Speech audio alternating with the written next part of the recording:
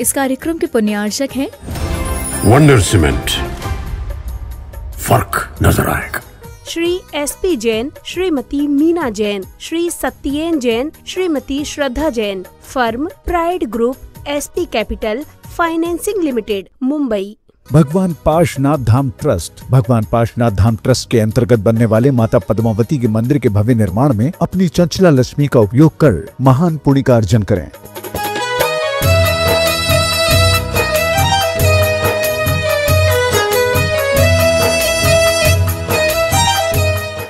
माता एवं पिता श्रीमती सुमन जैन, श्री सनत कुमार जैन। पुत्र एवं पुत्रवधू श्री अंकित जैन, श्रीमती ट्विंकल जैन, श्री अंशु जैन, श्रीमती कामिनी जैन, श्री सोहिल जैन, श्रीमती समीक्षा जैन, श्री गौरी श्रेष्ठा आर्यश। फर्म दैनिक जबलपुर एक्सप्रेस समाचार पत्र, दैनिक एक्सप्रेस न्यूज समाचार पत्र एवं एक्सप्रेस मीडिया सर्विस EMS। निवासी भोपाल, मध्य प्रदेश।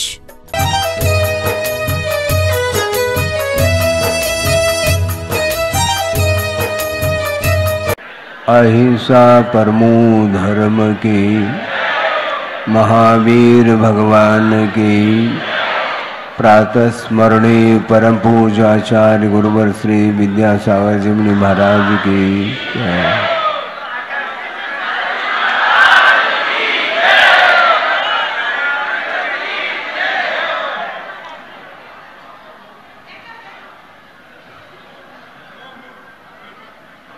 दीक्षित होने के उपरांत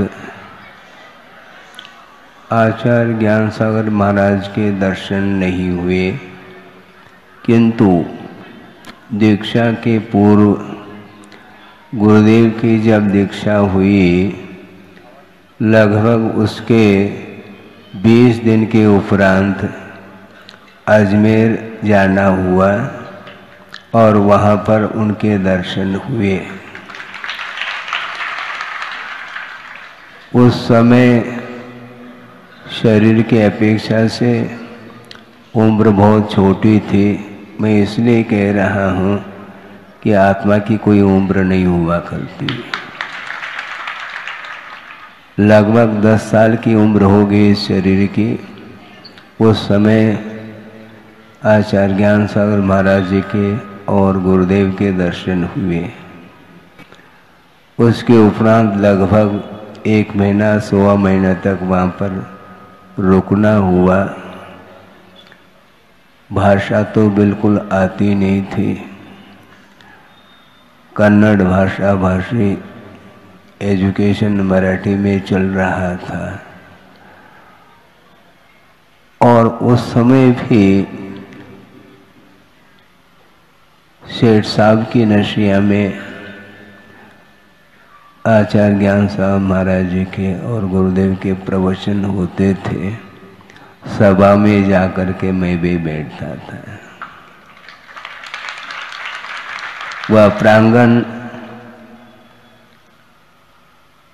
अभी भी सामने वह दृश्य आता है। उस समय भी वातावरण जो था अपने आप में अद्भुत इसलिए था कि वो समय कोई आधुनिकता नहीं थी और सात्विक वातावरण वहाँ पर देखने को मिला। और प्रतिदिन गुरुदेव ज्ञान सागर जी महाराज ने शास्त्र के माध्यम से अध्यात्म का सिद्धांत का प्रवचन वो करते थे और जनता सुनती थी। तो उसी का प्रभाव समझ लो कि धीरे धीरे धीरे विकास और हुआ है और साथ साथ पाश्चात्य संस्कृति के कारण धर्म का प्रभाव पड़ तो रहा है, लेकिन अनुपात से बहुत कम प्रभाव उसका मैं मानता हूँ, क्योंकि चारों ओर केवल भौतिक वातावरण होने के कारण शास्त्र की बातें बहुत कम रुचती हैं जनता के लिए। प्रत्येक व्यक्ति के हाथ में मोबाइल देखने को मिल रहा है। हाँ, और उस समय न मोबाइल था, न टेलीविज़न था, कोई विजन नहीं था। केवल शास्त्र के ग्रंथ की अथवा आगम की बातें सुनते थे और वो उसका प्रभाव पड़ता था, क्योंकि आचार्यों ने, पूर्वाचार्यों ने गुफाओं में बैठ कर के अपनी आत्मा की साधना करते हुए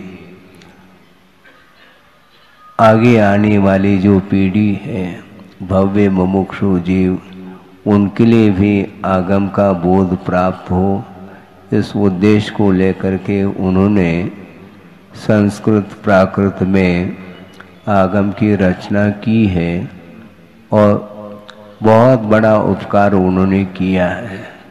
इसके उपरांत भी वो सारे शास्त्र लाइब्रेरी में बंद हैं और कोई उसको खोल करके पढ़ना नहीं चाहता।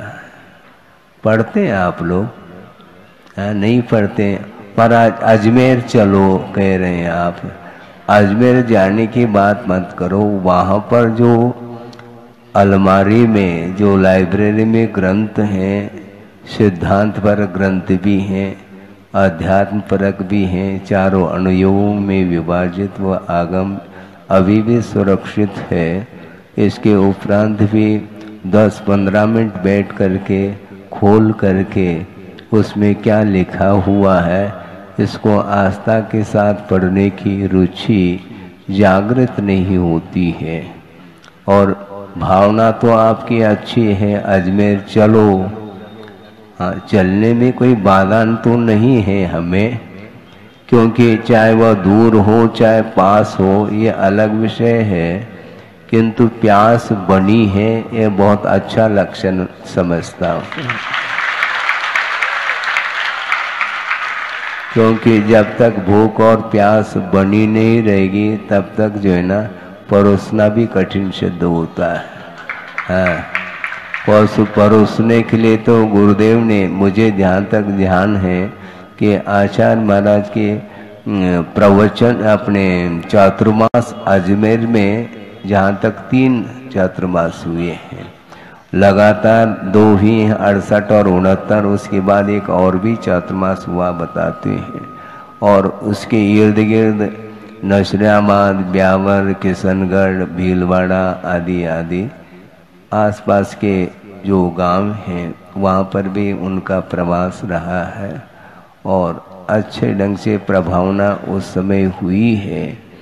उसी प्रकार की प्रभावना निरंतर बनी रहे, भगवान से प्रार्थना तो कर ही सकते हैं, आप लोगों की तरफ से भी। क्या दिक्कत है इसमें, है ना? हाँ, बिल्कुल। सुबह आकर के आप लोगों ने कहा कि महाराज मंच पर आपको भी आना है। हमने सोचा मंच पर मैं क्या करूँगा, इसलिए पहले विनीत साहब जी को कहा कि आप करो, उसके उपरांत देखा जाएगा। हमारा संक्षेप में यही कहना है कि गुरुदेव का बार बार कहना रहता है, इसलिए कहना रहता है कि वर्तमान में बहुत वातावरण, क्षुब्ध वातावरण है। मन हमेशा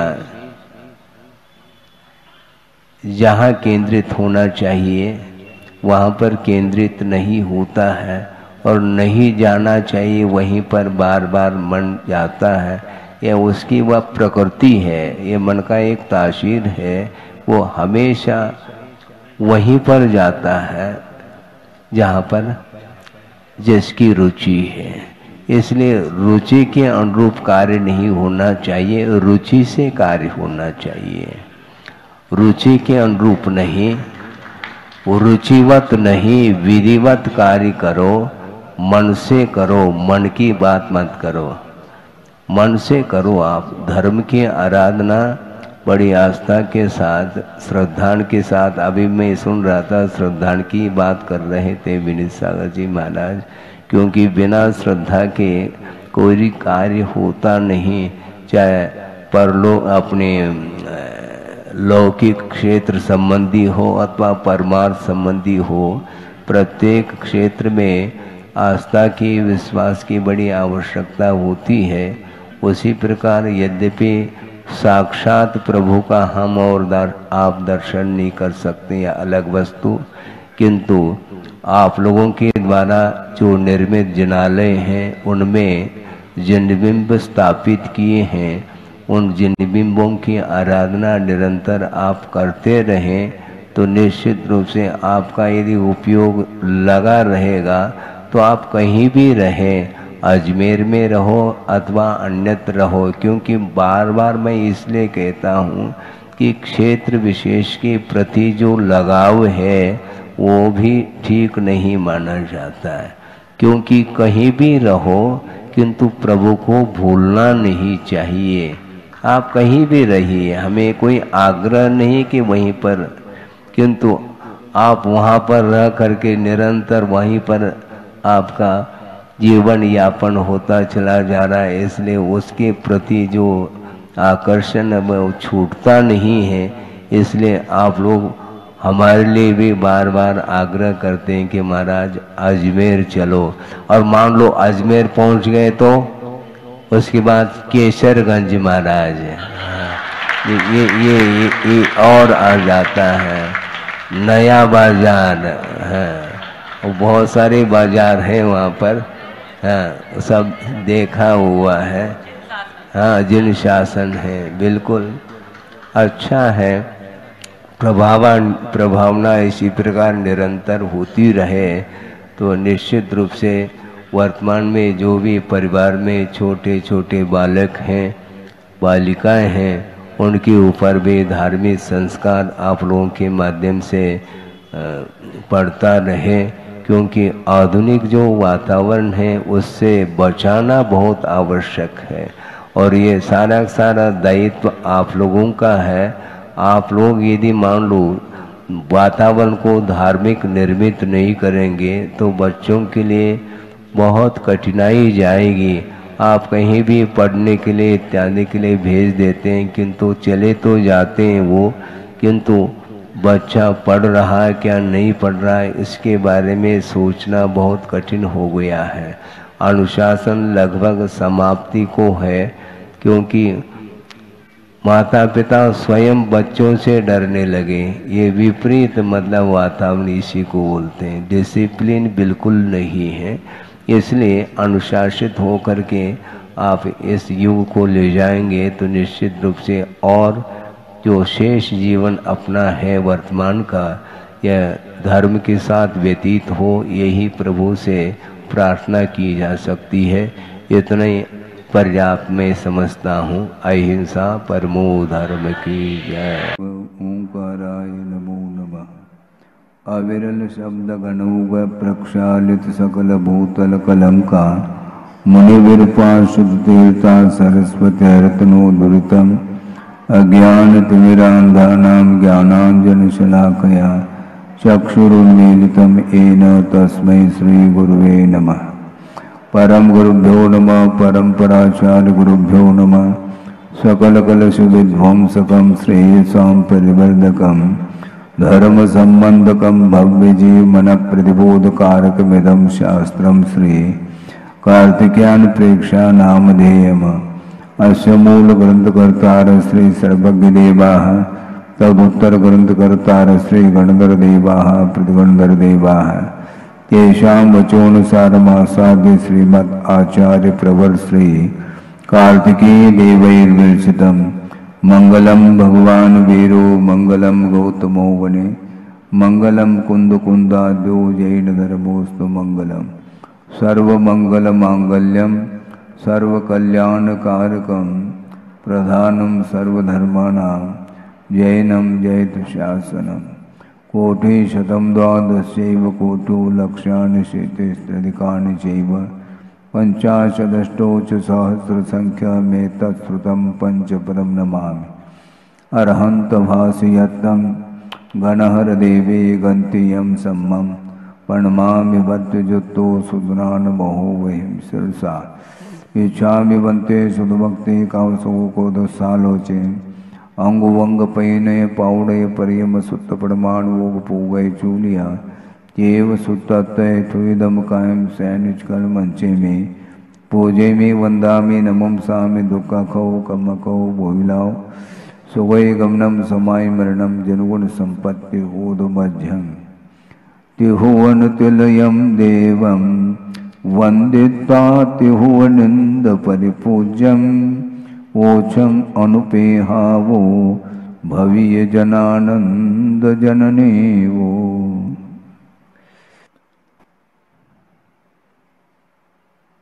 संसार में शरणभूत वस्तु क्या है,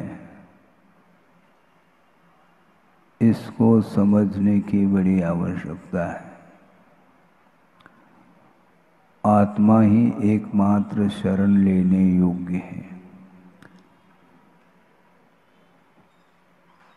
स्वयं का आश्रय लेना इसको पसंद नहीं है।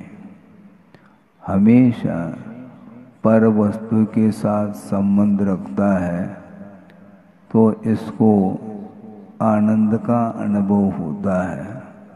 उसकी यह एक आनंद की मान्यता भर है। सुख की मान्यता, आनंद की मान्यता, शांति की मान्यता पर वस्तु में बनी हुई है, जबकि वह शांति स्वाश्रित है, आत्माश्रित है। और वह आत्माश्रित जो शांति है उसको प्राप्त करने के लिए हमें अन्य वस्तुओं का आलम्बन लेना कोई आवश्यक नहीं है। पदार्थ जड़ भी हो सकते हैं, चेतन रूप में भी पदार्थ हो सकते हैं। उनको एकमात्र उपयोग को स्थिर करने के लिए किसी न किसी पदार्थ का आलंबन लेकर के ध्यान किया जा सकता है, किंतु उस पदार्थ के स्वरूप में जब तक हमारा उपयोग टिका रहता है तब तक तो वह ध्यान कर्म निर्जरा के लिए कारण बन सकता है। किंतु उस पदार्थ का आलम्बन लेते हुए भी यदि उस पदार्थ से आकर्षित होते हुए, प्रभावित होते हुए यदि हमारा उपयोग रहता है तो आत्मा से उस समय वह प्रभावित नहीं रहा, ये माना जा सकता है। 10 लक्षण पर्व कल से प्रारंभ हो रहे हैं और सुना कि यहाँ पर ज्ञान साधना है और अध्यात्म शिविर ये आप लोगों ने रखा है, और कुछ बाहर के भी और कुछ लोकल भी उसमें भाग ले रहे हैं कि धर्म से भागो नहीं, धर्म से भागना नहीं, धर्म में भाग लेना है।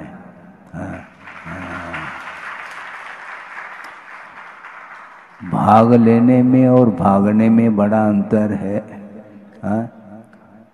जिसको धर्म से लगन है, रुचि है, धर्म के प्रति आदर भाव है, धर्म के प्रति भक्ति है, तो वह कभी भी धर्म से भागता नहीं, बल्कि वह धार्मिक आयोजन में भाग लेता है। और लेना चाहिए। किसी न किसी निमित्त को लेकर के धर्म की आराधना करने का अवसर प्राप्त होता है। वैसे देखा जाए प्रतिपल धर्म की आराधना करनी चाहिए, नहीं भी बनता है तो इन निमित्तों को लेकर के आयोजनों के माध्यम से भी सामूहिक पुण्य का संचय करने का अवसर प्राप्त होता है। कभी कभी सामूहिक पाप कर्म का उदय आता है तो सामूहिक पुण्य कर्म का भी उदय आता है। आप स्वयं अकेले होकर के पूजन अर्चन करते हैं, उसमें भी पुण्य का संचय होता है।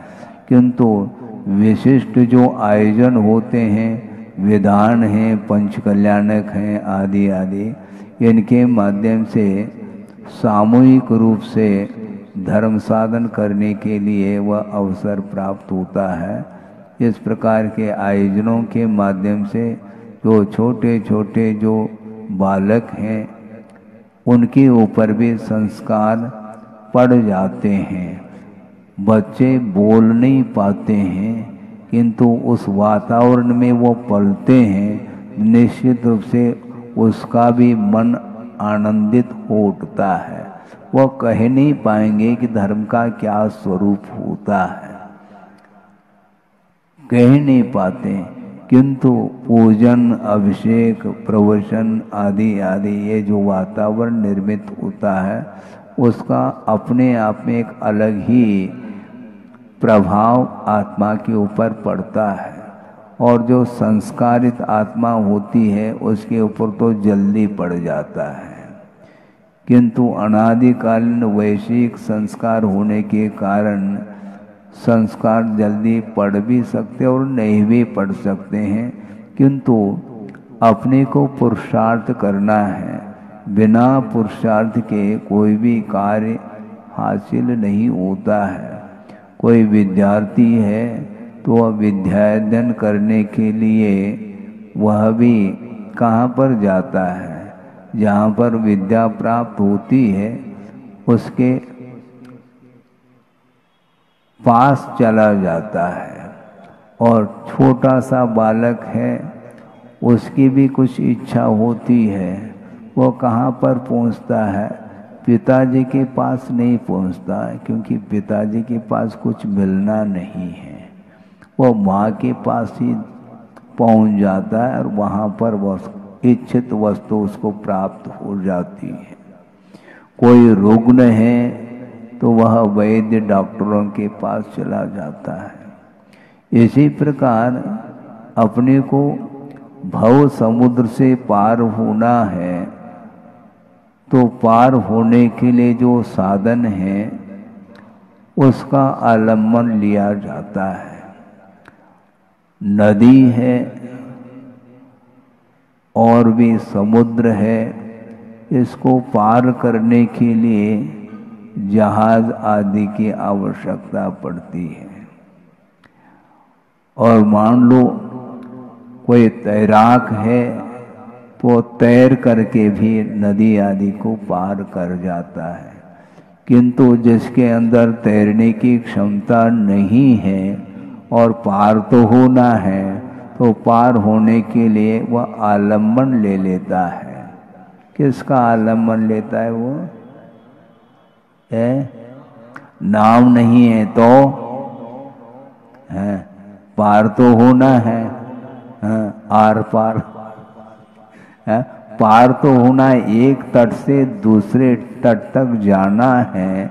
और मान लो नाव आदि नहीं है, तैरना नहीं आता है, तो वह ऐसे किसको क्या बोलते, तुम भी नहीं जानते, हम तो जानते हैं, तुम नहीं जानते तुम भी को।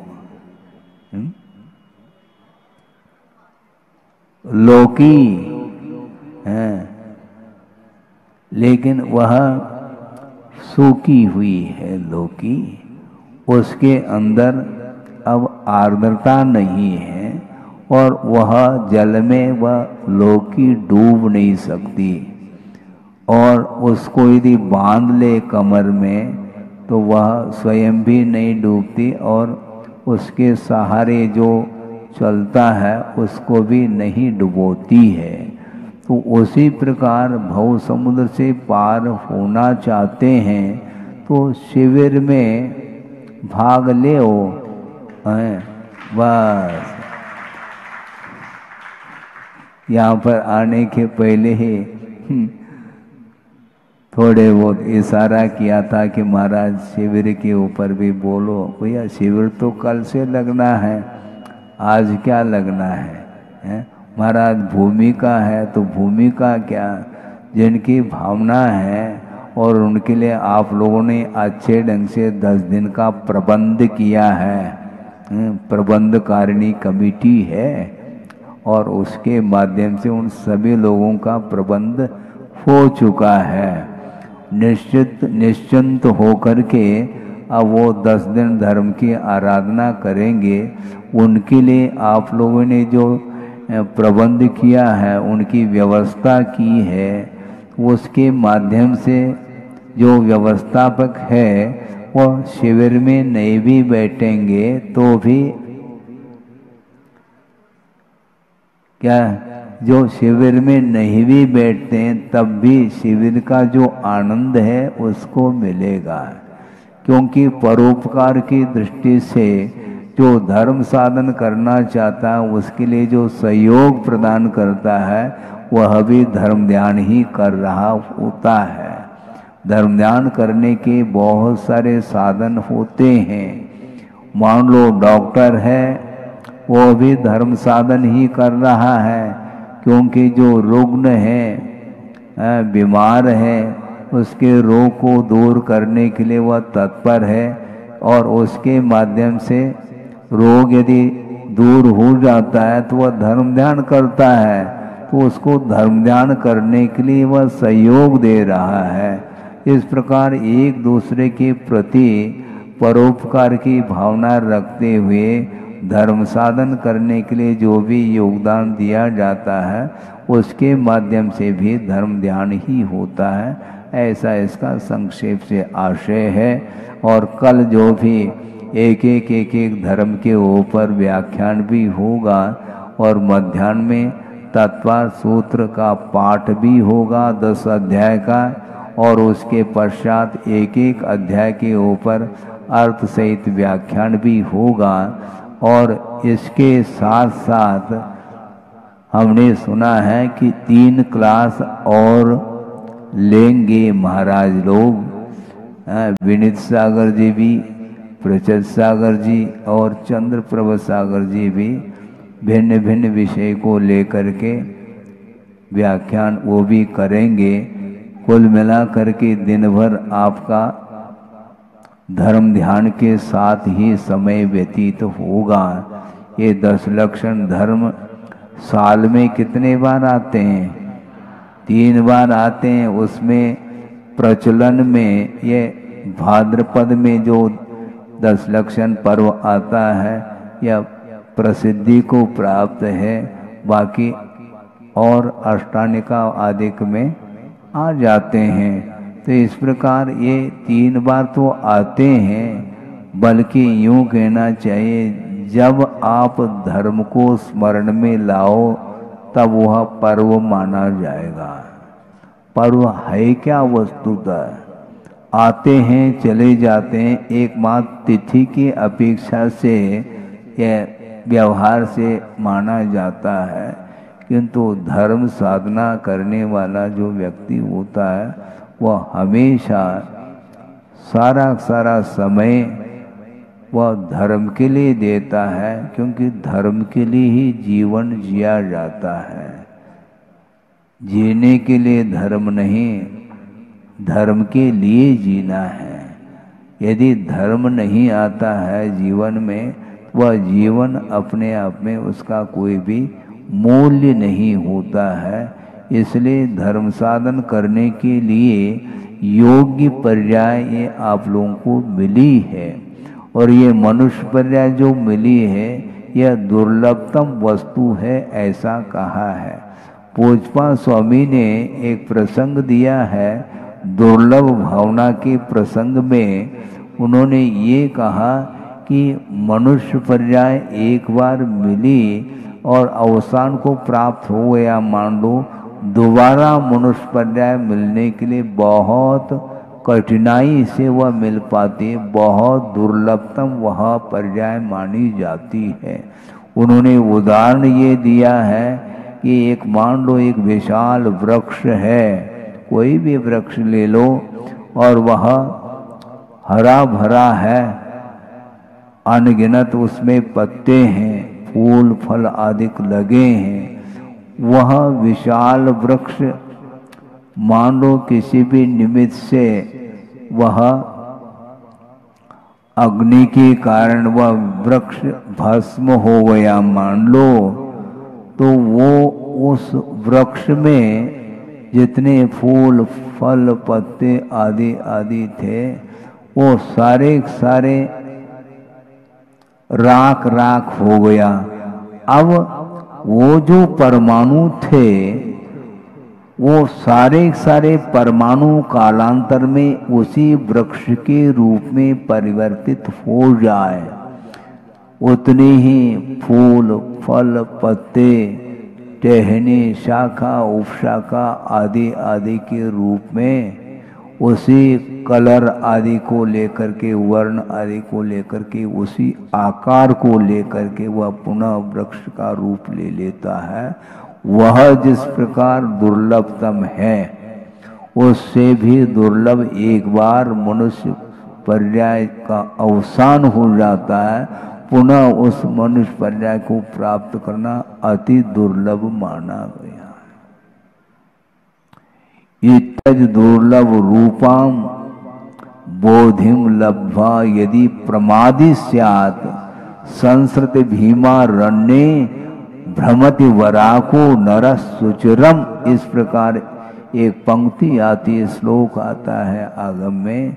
ये सारे सारे निगोद पर्याय से लेकर के ये क्रमशः दुर्लभतम पर्यायों को प्राप्त करता करता करता मनुष्य पर्याय को प्राप्त करके उसमें भी आर्य खंड में जन्म लिया है, उच्च कुल में जन्म लिया है, निरोग शरीर मिला है, सारी सारी इंद्रियां बिल्कुल प्रशस्त है, सहनन आदिक भी है, द्रव्य क्षेत्र आदि की अपेक्षा से अनुकूलता है और रत्नत्रय को भी प्राप्त कर लिया है। इसके बाद भी यदि मान लो वह प्रमाद कर जाता है तो इन सारे सारे दुर्लभतम वस्तुओं को प्राप्त करने के बाद भी यदि वह प्रमाद कर जाता है तो संसृत भीमारण्य भ्रमति वराकः, वह बेचारा वह संसार रूपी वन में वह परिभ्रमण करता है। सुचिरम चिरकाल तक वह परिभ्रमण करता है, क्योंकि दुर्लभतम वस्तुओं को प्राप्त करने के उपरांत भी उसकी मूल्यता को यदि नहीं समझता है तो सारी सारी पर्याय वो व्यर्थ चली जाती है।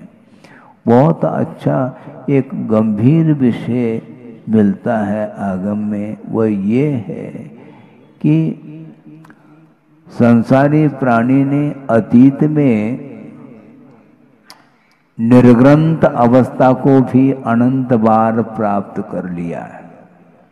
मुनिव्रतधार अनंत बार ग्रैविक उपजायो पै निज आत्म ज्ञान बिना सुख लेशन पायो। ऐसा आत्मज्ञान के बिना शांति सुख की उपलब्धि संभव नहीं है, और वह निर्ग्रंथ पद को धारण करने के उपरांत भी उसको आत्मिक शांति नहीं मिल पाई है। अनंत बार जिनलिंग को अंगीकार किया, उसके बाद भी वह सम्यक दर्शन से वंचित है। इसी को द्रव्यलिंग बोलते हैं। भाव लिंग के लिए आचार्य कहते हैं केवल 32 बार वह संयम को अंगीकार करता है और मुक्त हो जाता है। इससे अधिक बार नहीं। और अनंत बार जो जिनलिंग धारण किया, वह भीतरी जो संयम है, भाव संयम जिसको बोलते हैं, भावलिंग, उसके अभाव में अनंत बार वह जिनलिंग को धारण करके भी वह आत्म कल्याण उसका नहीं हो पाया है। ग्रैविक तक पहुंच रहा है, उसके आगे और भी तो विमान है, वहां पहुंचे संभव नहीं। अनुदिश और अनुत्तर विमानों में प्रवेश जो करता है वह सम्यक दृष्टि ही करता है, ये आगम का उल्लेख है। देखो कितना दुर्लभ है ये। जनलिंग धारण करने के उपरांत में आगे गति क्यों नहीं हो रही है? क्योंकि जिस उद्देश्य को लेकर के निर्ग्रंथ पद को अंगीकार किया जाता है वह लक्ष्य उसका नहीं रहा। मात्र उस जनलिंग को धारण करने के पीछे उसका जो अभिप्राय है या लक्ष्य है वह इतना ही रहा कि मुझे भोग संपदा प्राप्त हो। इसी उद्देश्य को लेकर के ये सारा सारा उसने उपक्रम किया है। यहाँ तक कि उसको घानी में भी पेल दो तो भी वह उफ नहीं करता, किंतु इस प्रकार के जो शारीरिक साधना है इसके पीछे उद्देश्य क्या रखा है उसने? मुझे केवल वो प्राप्त करना, उसका टारगेट है। टारगेट है, इसलिए मुक्ति का गेट खुलेगा नहीं फिर, क्योंकि उसका टारगेट ही अलग है। वो मोक्ष का द्वार खुलेगा कैसा? वो जिस उद्देश्य को लेकर के जो व्यक्ति कार्य करता है उसी की पूर्ति होती है। बड़ी विडंबना है।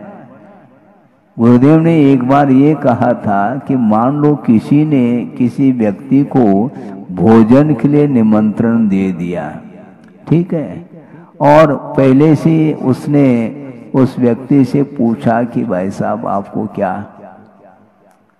क्या पसंद है, जो आपके लिए पसंद हो वो ही हम व्यंजन आपको अच्छे स्वादिष्ट बना करके हम खिलाना चाहते हैं, आप आइएगा, निमंत्रण देता है। और वहाँ पर पहुँच गया और पहुँचने के उपरांत वह थाली बिल्कुल सामने थाली परोस दी और बड़े आदर के साथ वो कह रहे हैं कि आप भोजन करिए।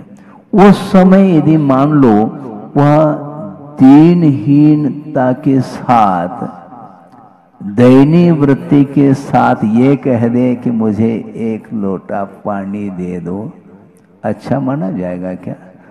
है? उसने निमंत्रण दिया आपको और षड्रस पकवान परोस रहा है, तो क्या वह एक गिलास पानी नहीं दे सकता क्या? मांगने की क्या जरूरत है? उसी प्रकार जिस साधना के माध्यम से मोक्ष मिलने वाला है और वह स्वर्ग की इच्छा रखता है, ये गलत बात है। स्वर्ग के लिए वह प्रयत्न कर रहा है, ये अज्ञान माना जाता है। जिस साधना जिस तप के माध्यम से कर्मों की निर्जरा ही नहीं पूर्णतः कर्म का क्षय हो सकता है और केवल ज्ञान का लाभ हो सकता है, निर्वाण का लाभ हो सकता है, उस तप के माध्यम से तुम स्वर्ग आदि को प्राप्त करना चाहते हो, ये तुम्हारी बुद्धिमत्ता है क्या? विवेक है क्या? विवेक से काम करो। तो इसलिए कि वस्तुतः अनंत बार जनलिंग धारण करने के उपरांत भी वह किसके शरण जा रहा है? जनलिंग का आलम्बन तो ले लिया, किंतु मांग क्या रहा है? वही मांग रहा है जिसको छोड़ दिया है।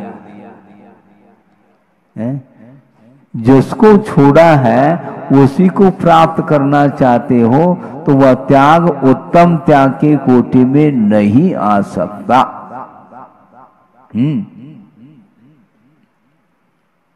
100 रुपए का नोट लगाया है, लगाना का अर्थ समझ गए आप? इतना तो क्षोभम बढ़ गया, अब शिविर की भी आवश्यकता नहीं पड़ेगी। लगाने का अर्थ दान नहीं दिया उसने। 100 रुपए का नोट जो लगाया है वह लाखों रुपए मुझे मिल जाए इस आशा के साथ लगाया है। अपनी अपनी मिली, ये ध्यान रखो। इसके पीछे बहुत आपने पुरुषार्थ किया है। और समीचीन पुरुषार्थ करने के फलस्वरूप आपको उच्च कुल मिला है और देव गुरु शास्त्र की आराधना करने के लिए आपके पास ज्ञान भी प्राप्त हुआ है। अब उस ज्ञान का उपयोग यदि धार्मिक क्षेत्र में करते हैं तो निश्चित रूप से और विकास होगा। आत्मा की जो उन्नति होती है वह ज्ञान का सदुपयोग करने से उन्नति होती है। ज्ञान का यदि दुरुपयोग करोगे तो फिर ओम शांति है। ओम शांति का अर्थ क्या? फिर ज्ञान मिलेगा नहीं उसे, अनंत काल तक वह उसी प्रकार संसार में उसका परिभ्रमण होता रहेगा, क्योंकि जिसने ज्ञान का दुरुपयोग किया है। और मन को ही ज्ञान बोला है आचार्यों ने। मन के माध्यम से हे और उपादेय तत्व का परिज्ञान हो सकता है। ग्रहण करने योग्य क्या है, छोड़ने योग्य क्या है, ये सारा सारा ज्ञान उस मन के माध्यम से प्राप्त होता है। इसके उपरांत भी उस मन का यदि वह दुरुपयोग करता है तो पुनः वह मन मिलेगा नहीं। मन नहीं मिलता है। क्या मिलेगा? मन नहीं मिलेगा, बस विचार करने की क्षमता उसके अंदर नहीं रहेगी और वह असंख्यात पुद्गल परावर्तन तक वह परिभ्रमण बिना मन के कर सकता है। आगम का उल्लेख असंख्यात पुद्गल परावर्तन का अर्थ एक प्रकार से वह अनंत जैसा ही हो गया। ये क्यों? मन का दुरुपयोग किया है उसने।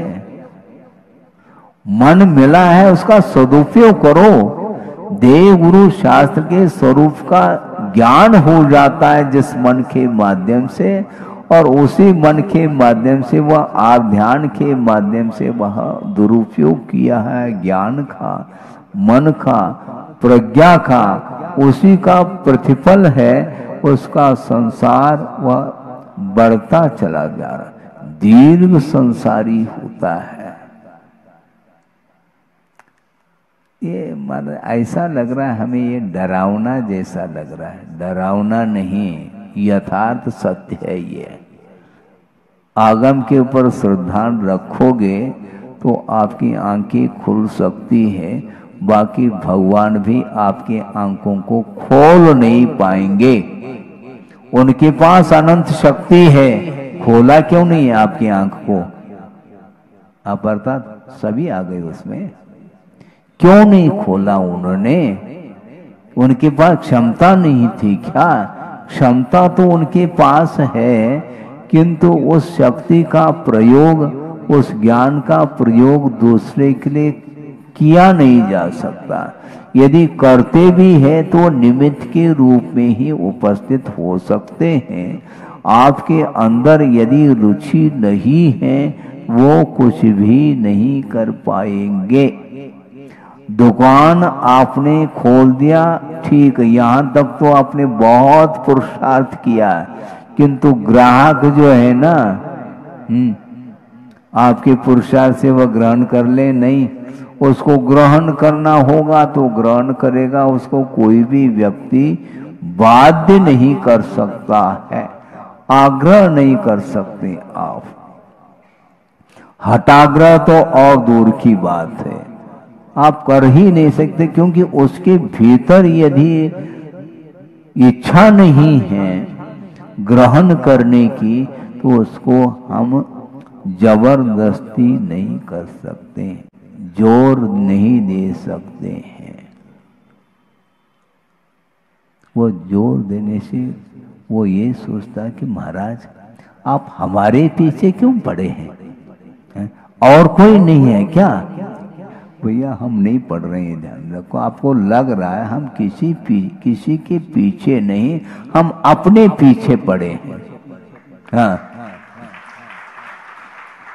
अपने को अपना आत्म कल्याण करना है, इसलिए इस निर्ग्रंथ अवस्था को धारण कर लिया है और कोई करना चाहता है आत्म कल्याण, उसके लिए हम बैठे हैं। कोई इसमें बाध्यता नहीं है। आगम के अनुरूप व्याख्यान किया जा सकता, करते हैं, किंतु जो ग्रहण करने की इच्छा जिसके अंदर है वही ग्रहण करके जाता है, और जिसको नहीं ग्रहण करना है तो उसको कौन क्या कर सकता है। उसमें कोई हमें विकल्प है ही नहीं, क्योंकि हमें कोई घाटा थोड़ी है, कोई नहीं ले रहा है। हम तो अनुप्रेक्षा कर रहे हैं। आपके उपस्थिति में भी हमारा यह चलेगा, ये अनुप्रेक्षा ग्रंथ तो स्वाध्याय तो करते ही रहेंगे। साथ साथ यदि आपको लाभ हो जाए, एकमात्र भावना रह सकती है। गुरुदेव ने यही कहा कि दूसरे के कल्याण की भावना रखी जा सकती है, किंतु दूसरे के पीछे नहीं पड़ा जा सकता। और आत्म कल्याण करने की भावना भी रखी जा सकती है, और आत्म कल्याण करने के लिए अपने पीछे भी पड़ा जा सकता है। मोक्ष पुरुषार्थ वह स्वयं करता है मुमुक्षु भव्य जीव, और जो करना चाहता है तो उसके लिए स्वागत है, ऐसा बोलता है। करिए। सामूहिक रूप से पुण्य का अर्जन करना चाहो तो इस प्रकार के जो है ना धार्मिक आयोजन आप निरंतर करते रहिएगा, और उसके माध्यम से ही साथ से पुण्य का संचय किया जा सकता है। आगे बढ़ते हैं एक गाथा के माध्यम से। आवुखयेन मरणम आवुम दावुम न सक्कदे कोवी तम्मा देविंदो वियो मरणाउन रख दे कोवी।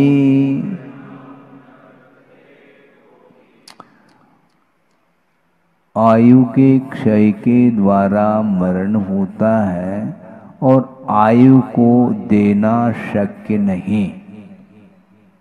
हम बांट दें, 100 साल की हमारी उम्र है और कोई मरणासन है, भैया इसमें से 50 तुम ले लेना साल है, ऐसे लेन देन हो सकता है क्या? आवुम दावुम न सकदे, आयु को देना शक्य नहीं, कोई भी नहीं दे सकता। देवेंद्र भी क्यों न हो, वह मरण से रक्षा उसके द्वारा नहीं हो सकती है। वह स्वयं अपनी रक्षा भी नहीं कर पा रहा है, क्योंकि देवेंद्र पद तो उसको मिल गया है, इंद्र पद मिला है। इसके बाद भी वह आयु कर्म का जब अवसान होने को होता, उस समय वो 3 लोक को अथवा जम्बू द्वीप को डमरू के समान वह पलटा सकता है, उसको इतनी शक्ति है। इसके बाद भी वह मरण को रोक नहीं पाता। 3 लोक को ही वह हिलाने की क्षमता रख सकता है, इंद्र। किंतु इंद्र वह आयु कर्म का जब अंत आता है, उस समय वह मरण से रोक नहीं पाएगा, उसको जाना है। और जो मिथ्या दृष्टि होता है वह संक्लेश परिणाम उसके अंदर होते हैं। 6 महीने पहले ही माला मुरझाती है, ये इंडिकेशन, ये सूचना है कि अब 6 महीने आयु शेष रही है और जाना है। और मिथ्या दृष्टि संक्लेश का अनुभव इसलिए करता है, और ये वैभव हमने सागरूपम आयु तक इसका उपभोग किया, अब मुझे कहाँ जाना है?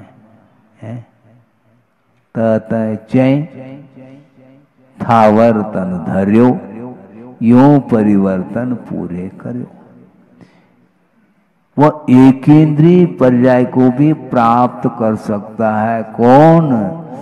प्रथम और द्वितीय स्वर्ग का जो देव है, इंद्र के लिए नहीं कहा जा रहा है, जो अन्य जो देव होते हैं उनकी बात कही जा रही है।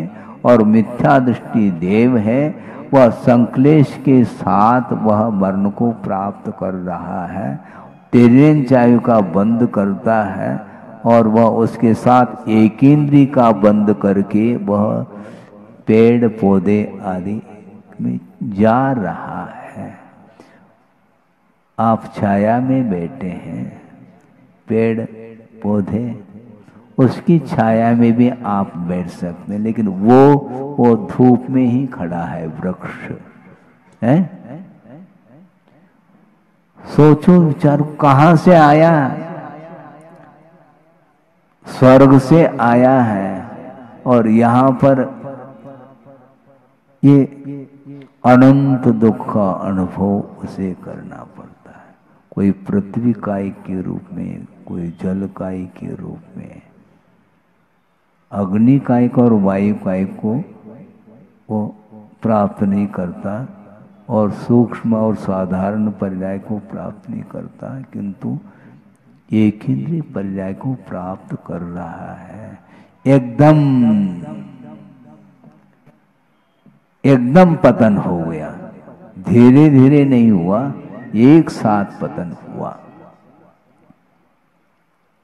बहुत विचित्र दशा है ये। क्यों? ये परिणाम के कारण हो रहा है, इसमें दूसरे का कोई हाथ नहीं, दूसरे का कोई हस्तक्षेप नहीं, न हस्ताक्षर है दूसरे का, उसमें कोई भी लेन देन, स्वयं ही अपने परिणामों को वह कर रहा है।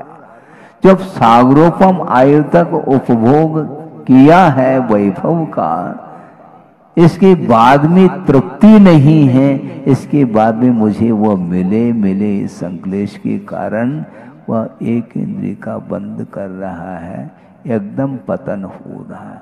और पतन का कारण कौन है? वही विषय है।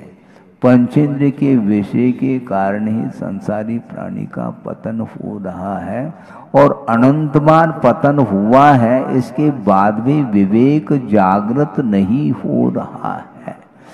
मन के माध्यम से उत्थान होता है तो मन के द्वारा ही पतन हो रहा है।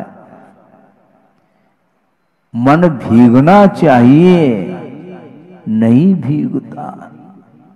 वंस मोर कहता और मिल जाए और मिल जाए। ये तृष्णा, ये जो आशा है, बहुत भयंकर रूप है इसका। इस आशा के ऊपर ही नियंत्रण करने के लिए धर्म की आराधना की जाती है, धन की आराधना नहीं। हाँ, धन की आराधना मत करो। जो संचित धन है उसको भी धार्मिक क्षेत्र में उसका उपयोग कर लो तो वस्तुतः धर्म की सही आराधना मानी जाती है। अपने पास तो धन नहीं, क्योंकि सब कुछ छोड़ दिया है। अब हम क्या देंगे? हम दान की अनुमोदना करेंगे, कारित करेंगे, कृत नहीं कर सकते, क्योंकि अपने पास द्रव्य नहीं है। द्रव्य संग्रह ग्रंथ है, द्रव्य संग्रह वह ग्रंथ है। हम स्वाध्याय करते हैं और आप द्रव्य संचय किया है तो आप लगाइए उदारता के साथ, दूसरे को परोसो। शिविर में बैठो, कहीं भी बैठो, किंतु आराधना धर्म की होनी चाहिए। लेकिन बड़ा अद्भुत है संसार का स्वरूप। ये इसको हो क्या गया? किसी ने कुछ सिखाया है क्या? नहीं। प्रत्येक व्यक्ति की स्थिति एक सी है। वर्षगांठ, अरे महावीर भगवान को निर्वाण का लाभ हुआ, कम से कम दिवाली त्योहार तो मनाओ। लेकिन नहीं, इसको बोलते हैं स्नेह, इसको बोलते हैं राग, इसको बोलते हैं लगाव। ये छूटता नहीं। आज घड़ी नहीं रखी, घड़ी फूट गई क्या है? अच्छा, दिख नहीं रही घड़ी, कहाँ? अच्छा, उधर है। हाँ ठीक ठीक, कोई बात नहीं। हाँ 9:30 तो बज ही गया, हम बंद कर लेते हैं हम धीरे धीरे। तो हम ये कह रहे हैं कि वस्तुतः ये बारी आएगी। अब देखो 1 घंटा निकल गया, इसको बोलते हैं धर्म ध्यान। अब क्या समझ रहे हैं? हाँ, ताली बज करके आप समझते धर्म ध्यान। और बोलते किसको? 1 घंटे तक आपका ध्यान इसमें रहा, विषय याद नहीं आए। ये तो आमदनी हमारी दुकान बहुत अच्छी चल रही है, क्योंकि 1 घंटे तक आर ध्यान रौद्र ध्यान से बच करके धर्म ध्यान के लिए आपने 1 घंटा दे दिया। ये बहुत बड़ा दान किया है आपने, ये ध्यान रखो। ये समय का दान माना जाता है। समय का अर्थ काल होता है। 1 घंटा यदि मान लो दुकान में बैठते हैं तो आर ध्यान करना है, वहाँ पर आर ध्यान रौद्र ध्यान के लिए और धर्म ध्यान के लिए वहाँ पर अवसर ही नहीं मिलता। लेकिन वहाँ पर भी वह आनंद का अनुभव करता है। धन के संचय में जो आनंद का अनुभव करता है वह रौद्र ध्यान माना जाता है, आर ध्यान माना जाता है। किंतु आत्मा की आराधना, पंच परमेष्टि की आराधना करते समय यदि 1 घंटा आपका निकल गया, इससे बढ़ करके और कोई भी पर्व नहीं माना जा सकता। पर्व और क्या वस्तु है? 10 लक्षण पर्व। इसी प्रकार आप 4 साढ़े 4 महीने हो गए हैं, प्रतिदिन 1 घंटा आप धर्म ध्यान कर रहे हैं, तो इसके माध्यम से जो कर्मों की निर्जरा होती है वह अन्यत्र कहीं भी चले जाओ, पाप कर्म की निर्जरा संभव नहीं है। और विशिष्ट पुण्य का जो संचय है वह बिना धर्म ध्यान के संभव नहीं। इसलिए नर काया को सुरपति तरसे। सुरपति का अर्थ इंद्र, वह इंद्र भी नर काया को तरस रहा है और आप स्वर्ग के लिए तरस रहे हैं। सुरकाया को नरपति तरसे, ये उल्टा हो रहा है। वो इंद्र भी इस काया के लिए तरस रहा है, क्योंकि उस काया के माध्यम से निर्वाण का लाभ संभव नहीं। एक भवावतारी होता है कौन? इंद्र। किंतु वह इंद्र उस पर्याय से मुक्त नहीं हो सकता। उस पर्याय से मनुष्य बनना आवश्यक है। और यहाँ पर वह धर्म ध्यान और शुक्ल ध्यान आदि करके संयम के माध्यम से ही कर्मों को काट सकता है। बंधन से यदि मुक्ति मिलती है वह बिना संयम के, बिना चारित्र के, बिना ध्यान के संभव नहीं। इसलिए धर्म ध्यान करने के लिए अथवा विशिष्ट संयम के अंगीकार करने के लिए यह मनुष्य पर्याय मिली है। इसलिए इसका उपयोग निरंतर अनुप्रेक्षाओं के माध्यम से अथवा धर्म ध्यान आदि के माध्यम से इस पर्याय को सार्थक बनाना चाहिए। इतना ही इस गाथा का आशय है। बोधि समाधि परिणाम शुद्धि स्वात्मोपलब्धि शिव शोक सिद्धि चिंतामणिम चिंतित वस्तुदाने त्वां वंद मानस्य ममास्तुते। परम पूज्य आचार्य गुरुवर श्री विद्यासागर जी महाराज की जय। बोलिए आचार्य भगवान गुरुदेव श्री 108 समय सागर जी महामुनि राज्य की। इस कार्यक्रम के पुण्यार्चक थे वंडर सीमेंट, फर्क नजर आएगा। Shri SP Jain, Shrimati Meena Jain, Shri Satyen Jain, Shrimati Shraddha Jain. Firm pride group, SP capital, financing limited, Mumbai. भगवान पाशनाथ धाम ट्रस्ट। भगवान पाशनाथ धाम ट्रस्ट के अंतर्गत बनने वाले माता पद्मावती के मंदिर के भव्य निर्माण में अपनी चंचला लक्ष्मी का उपयोग कर महान पुण्य का अर्जन करें।